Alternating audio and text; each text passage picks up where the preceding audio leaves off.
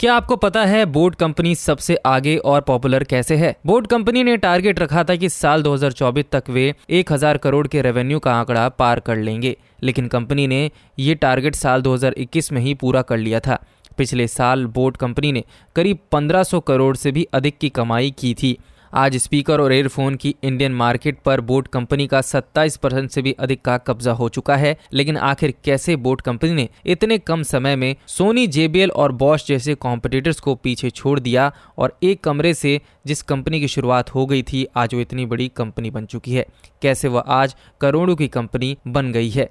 कैसे 200 से भी अधिक मार्केट प्लेसेस के बीच बोट कंपनी ने अपनी अलग पहचान बना ली? जानेंगे आज की इस वीडियो में। बोट कंपनी के CEO and founder Aman Gupta हैं, जो दिल्ली के रहने वाले हैं। सन 1982 में उनका जन्म हुआ और अपने स्कूल की पढ़ाई के बाद उन्होंने अपने पिता के कहने पर CA की पढ़ाई की। अमन गुप्ता साल 2003 में CA बन गए और उस समय उनकी उम्र केवल 20 साल की थी। अमन सबसे कम उम्र में CA बनने वाले शख्स बन गए थे।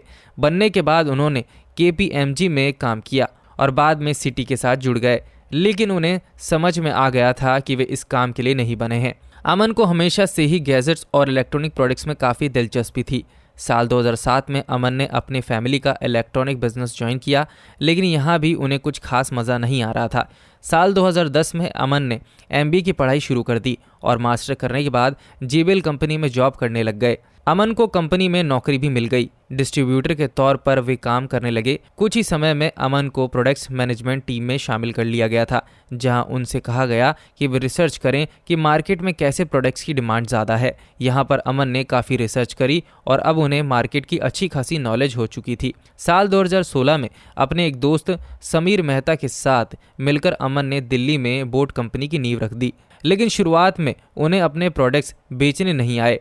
अमन ने देखा कि मार्केट में अभी तक जितने भी इलेक्ट्रॉनिक्स प्रोडक्ट जैसे कि चार्जर, स्पीकर और ईयरफोन हैं, वो सभी या तो बहुत ज़्यादा महंगे हैं या फिर घटिया क्वालिटी के हैं। अमन ने ऐसे प्रोडक्ट्स बनाए जो रीजनेबल भी हों और उनकी क्वालिटी भी दमदार हो। अमन ने सबसे पहले एप्पल का चार्जर बनाया, जो कुछ ही समय में अमेज़ॉन का बेस्ट सेलिंग प्रोडक्ट बन गया। इसके बाद बोट कंपनी ने स्पीकर और ईयरफोन्स बनाने की शुरुआत कर दी। बहुत से लोगों ने अमन से कहा कि मार्केट में 200 से भी अधिक कंपनियां ये प्रोडक्ट्स बेच रही हैं। ऐसी कंपनियां रोज़ खुलती हैं और रोज़ ही बंद हो जाती हैं। लेकिन अमन ने ऐसे नेगेटिव कमेंट्स की ओर ध्यान नहीं दिया। अमन अपनी कंपनी को एक्सपेंड करते रहे, जिसके लिए उन्हें फंड की ज़रूरत थी। साल 2018 में फायरसाइट वेंचर्स के ओनर कमलजीत सिंह ने करीब 60 करोड़ की फंडिंग बोट कंपनी को दी। उन्हें अमन और समीर का आइडिया काफ़ी पसंद आया। असल में बोट कंपनी की स्ट्रेटजी काफ़ी दमदार थी। कंपनी यूथ को टारगेट करना चाहती थी। बोट कंपनी के प्रोडक्ट्स काफ़ी स्टाइलिश थे, जिसे युवाओं ने काफ़ी ज़्यादा पसंद भी किया। साथ ही उनके प्रोडक्ट्स की क्वालिटी अच्छी थी और वे लॉन्ग लास्टिंग भी थे।